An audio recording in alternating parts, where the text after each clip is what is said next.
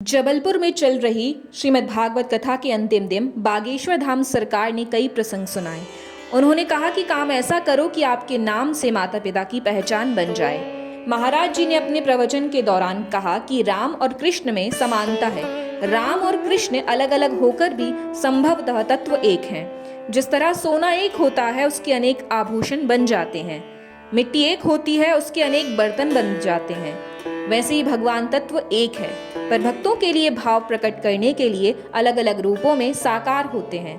उन्होंने कहा कि राम कृष्ण में जो विरोध दिखाई पड़ता है वह विरोध नहीं है। उन्होंने समझाया कि मनुष्य के रूप में आप एक हो, पर नाते के रूप में आप अनेक हो जाते हो। एक होते हुए भी आपके अंदर पिता पुत्र, साला चाचा चाची, काका मामा, नाना नानी, दादा दादी, बुआ होते हैं। ऐसे ही परमात्मा भक्तों के लिए अनेक रूप में प्रकट हो जाते हैं। कभी राम, कभी घनश्याम, कभी हनुमान, कभी विष्णु, कभी गुरु बनकर प्रकट होते हैं। बागेश्वर धाम पीठाधीश्वर शास्त्री जी ने श्री कृष्ण के अनेक विवाह पर हुए विवाद का कारण बताया कि जब त्रेता में राम जी पर सखियों से लेकर आत्मा तक जो उन पर मोहित हुए, सबको उन्होंने अगले जन्म में मिलने के लिए कहा। यही वचन श्री कृष्ण के अनेक विवाह का कारण बना। कथा आयोजक विधायक सुशील तिवारी, माया तिवारी, पवन तिवारी, हर्ष तिवारी, इंदु प्रभात साहू व अन्य ने व्यासपीठ पर पूजन किया। समापन पर विधायक इंदु तिवारी ने सभी का आभार जताया और संकल्प लिया कि 2 एकड़ में पनागर में ही साल 2023 में ही बालाजी सरकार का मंदिर का निर्माण किया जाएगा, जिसका भूमि पूजन करने महाराज श्री से निवेदन किया।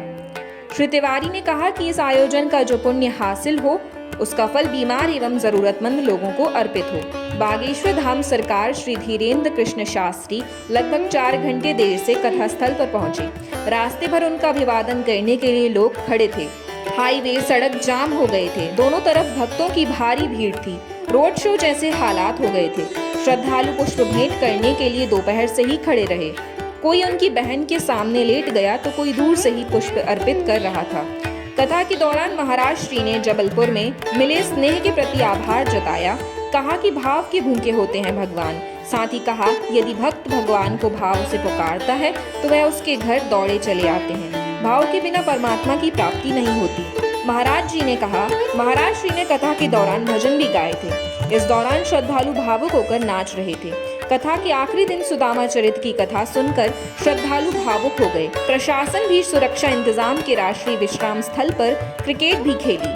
उन्होंने सुरक्षा कर्मियों को बुलाया और मैदान में क्रिकेट खेलने के लिए पहुंच गए। इस दौरान बड़ी संख्या में श्रद्धालु गेट पर उनके दर्शन करने के लिए खड़े रहे। उसके पहले मां नर्मदा के तट गौरी घाट में महाराज श्री ने डुबकी लगाकर मां नर्मदा की पूजन व आरती की और शांति की कामना की।